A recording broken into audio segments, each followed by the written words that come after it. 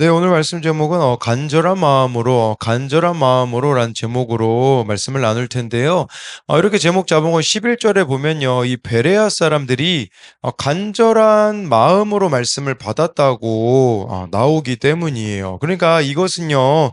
쉽게 말하자면 마음을 닫고 자기 생각만 고수하려는 사람이 아니었다라는 뜻입니다.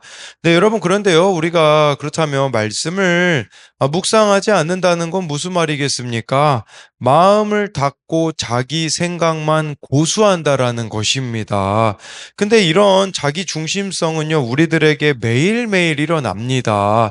그렇기에 11절 후반절에 나오듯이 날마다 성경을 이렇게 상고해야 한다라는 것이겠죠. 그래서요, 첫 번째로는요, 간절한 마음으로 시기심을 버려야 합니다. 4, 5절인데요.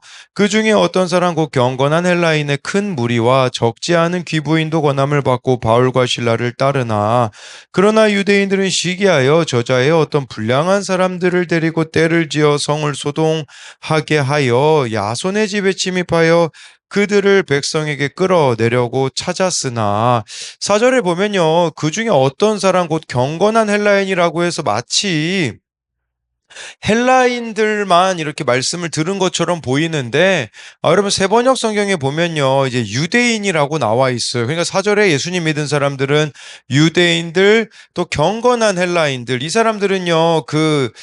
유대교에 속하긴 했지만 이방인이었었던 거죠. 이런 사람들을요. 사도행전에 하나님 경외자 이제 이렇게 표현이 되거든요. 이 사람들 거기다 적지 않은 귀부인들 뭐 이 사람들은 아무래도 네, 이렇게 돈이 어느 정도 좀 많이 있었던 사람들이라고 볼 수 있어요.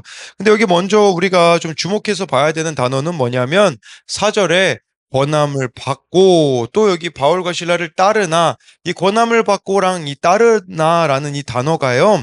수동태로 기록되어 있어요. 우리 이거 신적 수동태라고 하죠. 그러니까 하나님이 하셨다라는 거예요. 하나님이 이들을 권하셨고 하나님이 이들을 따르게 하셨다라는 겁니다. 여러분, 우리가 이걸 아셔야 돼요. 내가 뭔가 하는 것 같지만 결국은 하나님이 하시는 것이라는 사실입니다. 요즘 제가 느끼는 게 바로 그겁니다. 전도도요, 물론 학교 앞에 가긴 하지만 전도 되게 하시는 분은 하나님이라는 거를 인정해야 된다라는 거예요. 제가 어제 제 첫째 아들이 다니는 학교에 그 친구가 있는데 교회를 저희 교회 다니다가 말았죠. 왜냐면 다른 교회 다니겠다고 해서 그렇게 하라고 하였습니다. 근데 어제 제 아내에게 이제 전화가 왔더라고요. 제 그 아들 친구가. 저는 제 아들에 대해 좋지 않은 걸 이야기하려는 줄로 생각을 했습니다. 왜냐하면 저나 제 아내에게 제 아들 친구가 전화했을 때는 제 아들에 대한 좋지 않은 것들을 자기 입장에서만 이렇게 이야기했던 게 많이 있었기 때문이거든요. 근데 그게 아니라 제 아들을 챙겨주기 위함으로 이렇게 전화를 했더라고요. 그리고 그 아들을 데리러 갔는데 시간이 남아 근처 편의점에 갔는데 그 아들 친구를 편의점에서 만날 수 있었어요. 근데 몇몇 아이들하고 있더라고요. 근데 거기 초등학교 6학년 학생도 있었는데, 제 곁을 이렇게 계속 이렇게 맴돌면서요. 아니, 갑자기 제 옆에서 그 찬양도 부르더라고요. 예수님이 말씀하신 일을.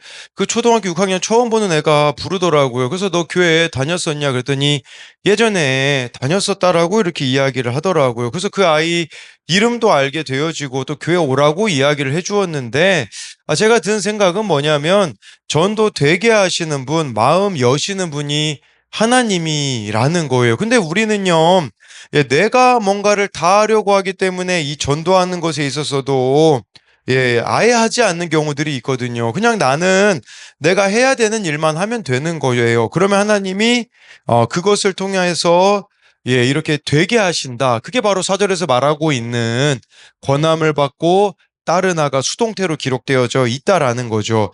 5절에요. 유대인들은 시기했습니다. 왜 시기하였을까요? 그것은요. 높아지고 싶은 마음이 있기 때문이에요. 여러분, 왜 우리가 자꾸 시기를 합니까? 자꾸만 더 높아지고 싶은 마음이 나에게 있기 때문이라는 것이에요.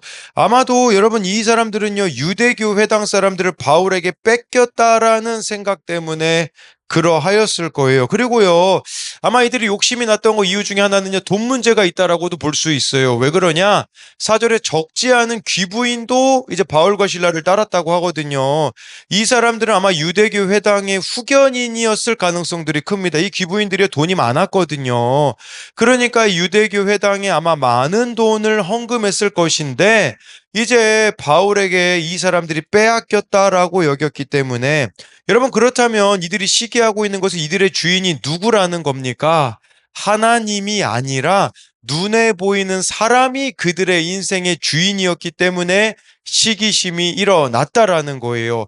하나님이 나의 인생을 책임져 주신다라는 것을 믿는 게 아니라 눈에 보이는 저 사람이 나를 책임져 준다라고 생각하기 때문에 이렇게 시기심이 났다라는 것을 볼 수가 있겠죠. 여러분, 이 일은 지금도 일어날 수 있어요. 말씀을 떠난 사람은 자기 유익과 명예를 좇게 되어지는 것이겠죠. 그러다 보니까 이 시기심을 버리지 못하는 것을, 우리가 정말 하나님 중심의 신앙인가 사람 중심의 신앙인가를 좀 돌아보아야 될 필요가 이 5절 말씀을 통해 볼 수 있어요. 6절, 7절에요. 발견하지 못함에 야손과 및 형제들을 끌고 읍장들 앞에 가서 소리질러 이르되 전하를 어지럽게 하던 이 사람들이 여기도 이름에 야손이 그들을 맞아 들였도다. 이 사람들이 다 가이사의 명을 거역하여 말하되 다른 임금 곧 예수라는 이가 있다 하더이다 하니, 네, 막 바울을요, 쥐잡듯이 찾아다니고 있는 거죠. 그랬을 때 야손과 및 형제들을 끌고 가요. 그러니까 야손의 집이 아마 제가 봤을 때는 이 데살로니가에서는 가정교회로서 야손의 집이 아마 쓰임을 받았던 것 같습니다. 여러분, 이 야손은 누구냐? 이 야손이라는 사람은요, 그 로마서에 보면요, 바울의 이렇게 친족이다라는 그런 기록이 이렇게 나타나 있어요. 그래서 사도 바울의 아마 친족 중에 한 명이었음을 이렇게 추정할 수 있는 말씀이 그 로마서에 보면 이렇게 나타나 있습니다. 그래서 이 야손이 이렇게 끌려가게 되어지고 참 억울하게 이 형제들, 6절에 형제들이라는 말은 예수님 믿는 사람들이 생겨났다라는 것을, 공동체가 생겨났다라는 것을 보여주고 있는 것이죠. 7절에 여러분이 고발 내용을 보십시오. 그럼 뭐 6절 후반절부터 7절에 보면 이 고발 내용이 나오는데, 천하를 어지럽게 하는 이 사람들이라고도 이렇게 말하고요. 7절에요. 가이사 황제의 명을 이 사람들이 다 거역해서 다른 임금 곧 예수라는 이가 있다고 이렇게 거짓 선동을 하고 있다라는 거죠. 여러분, 근데요, 이 거짓 선동하는 사람들이 이방인이면 좀 이해할 것 같아요. 왜냐하면 이들은 아예 하나님을 모르는 자들이잖아요. 근데 이 사람들이 누구입니까? 유대인들이에요. 유대인들이라고 하면 하나님을 모르는 사람들이 아니라는 거죠. 근데 이런 사람들이요, 이렇게 막 거짓 선동을 일으키고 시기하고 불의를 저질러요. 그래서 여러분, 여기 보면, 막 불량배들을 데려가다가 있죠. 데려가가지고 거짓 선동을 일으키는 내용이 5절에 보면 나와 있거든요. 저자의 불량한 사람들을 데리고 떼를 지어갔다라는 부분들을 볼 수가 있는 것이겠죠. 여러분, 이게 뭘 말하겠습니까? 하나님을 믿는다라고 하지만 거기에 시기심이 불타게 되어진다면, 그것은요, 정말 하나님과 무관한 사람이 될 수밖에 없다라는 것을 보여주고 있는 것이겠죠. 여러분, 한국 교회에도요, 많은 문제들이 있죠. 근데 여러분, 예수님 안 믿는 사람들이 교회의 문제를 일으킵니까?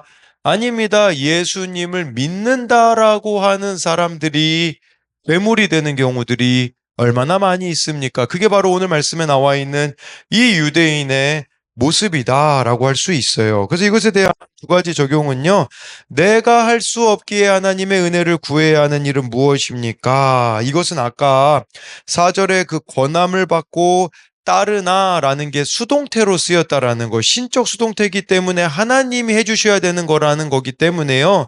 우리가 하나님의 은혜를 지금 구해야 되는 거, 내가 해야 될 것은 하고 하나님께 맡겨야 되는 건 맡겨야겠죠.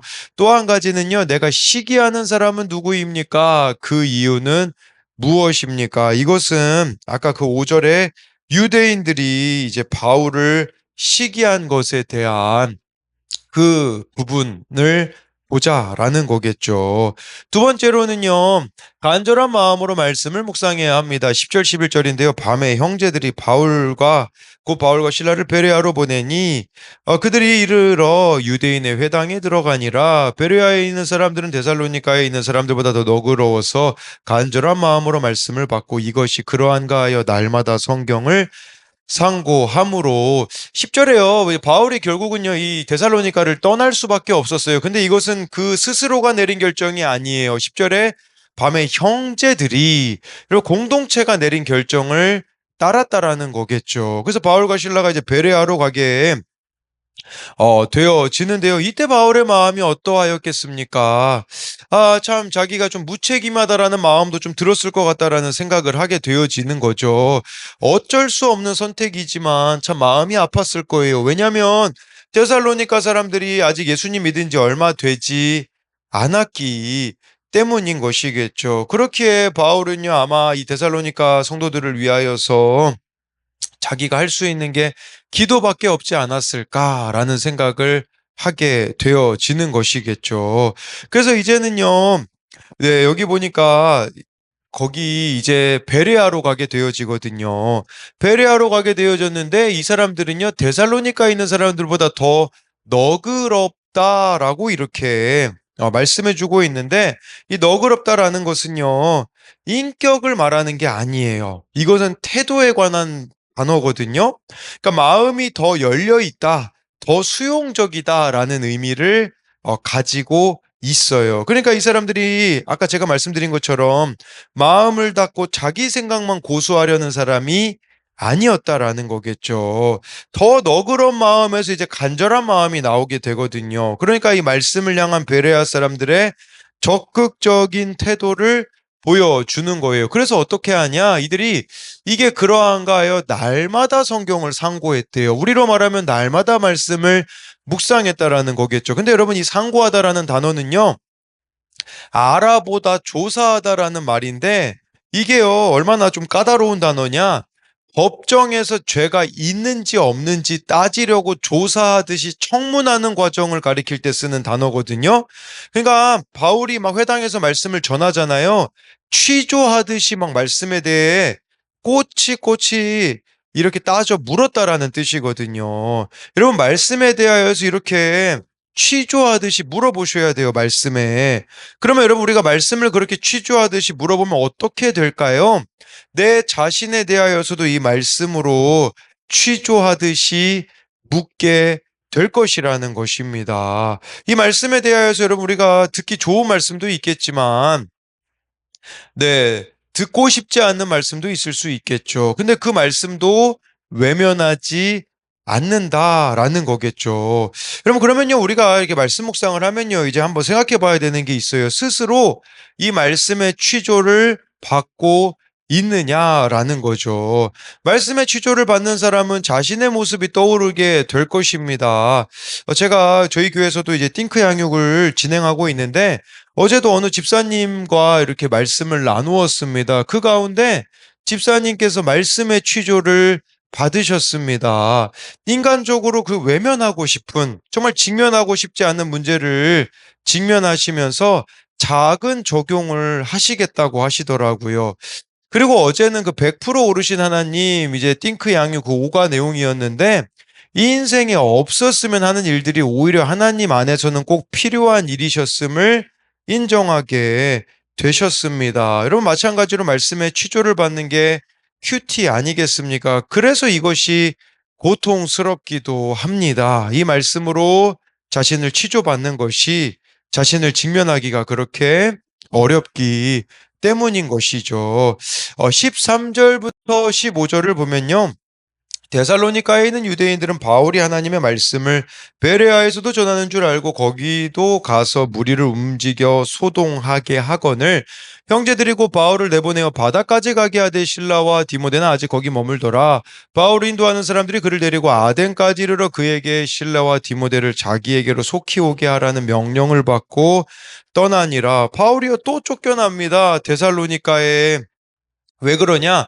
데살로니가에 있는 이 유대인이 또 바울을 따라와서 베레아까지 따라왔기 때문이죠. 병든 열심이죠. 여러분 이러면 바울이 원망이 나오지 않겠습니까? 그런데 여러분 성경을 읽어보십시오. 바울이 원망했다라는 내용이 하나도 없어요. 왜 그럴까요? 말씀으로 자기 자신을 바울은 취조하는 사람이었기 때문이거든요. 여러분, 이 유대인들의 모습이 누구의 모습이었습니까? 이전에 바울 자기의 모습이었던 거예요. 자기 죄를 보니, 자기 모습을 보니 원망할 게, 불평할 게 하나도 없는 것이죠. 예, 그래서요, 바울이 또 쫓겨나가지고 어디 갑니까? 15절에 아덴, 이 아덴이 아테네거든요. 근데 여기 14절에 바다까지 가게 했다라는 것은 배 타고서는 아테네로 갔다라는 거거든요. 여러분 이 거리가 얼마나 되냐? 예, 무려 480km나 됩니다. 여러분 배 타고 480km 간다라는 거 얼마나 힘든 일입니까? 그리고요 아마 혼자였던 걸로 보여요. 왜냐하면 14절에 실라와 디모데는 아직 거기 머물더라. 베레아에 머물 수밖에 없었거든요. 그 베레아에 교회를 세우기 위하여서 바울이 얼마나 참 외로웠겠습니까? 참 이런 계속되는 박해, 모함들이 있었겠죠. 근데요, 바울은 하나님께 자기 자신을 내어 맡겼기 때문에요. 이 어처구니 없는 모함, 고난 속에서도 기뻐하며 범사에 감사할 수 있었다라는 것이에요. 왜 그렇겠습니까? 자신의 인생을 자신의 관점으로 바라본 게 아니라 하나님의 관점으로 바라보았기 때문이죠. 여러분, 인간적인 관점으로 바라보면요, 바울은 계속해서 쫓겨나기만 하고 있어요. 우리로 말하자면 내리막길만 가고 있는 거죠. 근데 바울이 그 내리막길을 통해서 경험한 게 뭡니까? 그것은 내리막길이 아니라 하나님이 다른 곳에 복음을 전하기 원하시는 것이라는 것을 알았기 때문이라는 거겠죠. 여러분, 우리들의 인생에 때로는요, 거절이 있을 수 있고요, 박해가 있을 수 있고요, 어려움이 있을 수 있어요. 근데 그게요, 더 나은 길로 인도하고 계시는 하나님의 섭리라는 것을 기억했으면 좋겠습니다. 여러분이 결과적으로 어떻습니까?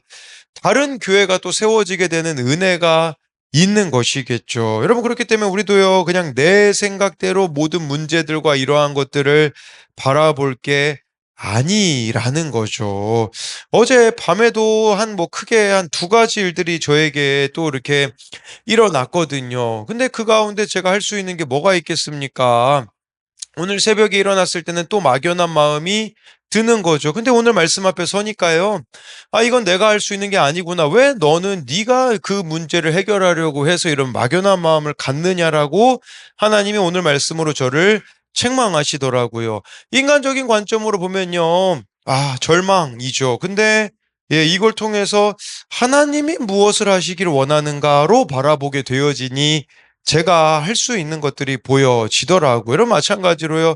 바울은 계속 쫓겨나지만 그 쫓겨남이 아니라 하나님이 이끌어가고 계시다라고 바라보게 되면요. 다르게 되어지는 거겠죠. 이런 마찬가지로요. 우리도 하나님의 관점으로 여러분들의 삶을 바라볼 수 있는 그게 되기 위하여서 매일매일 여러분들에게 말씀이 필요하다라는 것을 잊지 않으셨으면 좋겠습니다. 그래서 이것에 대한 두 가지 적용도요. 나는 어떤 마음으로 큐티합니까?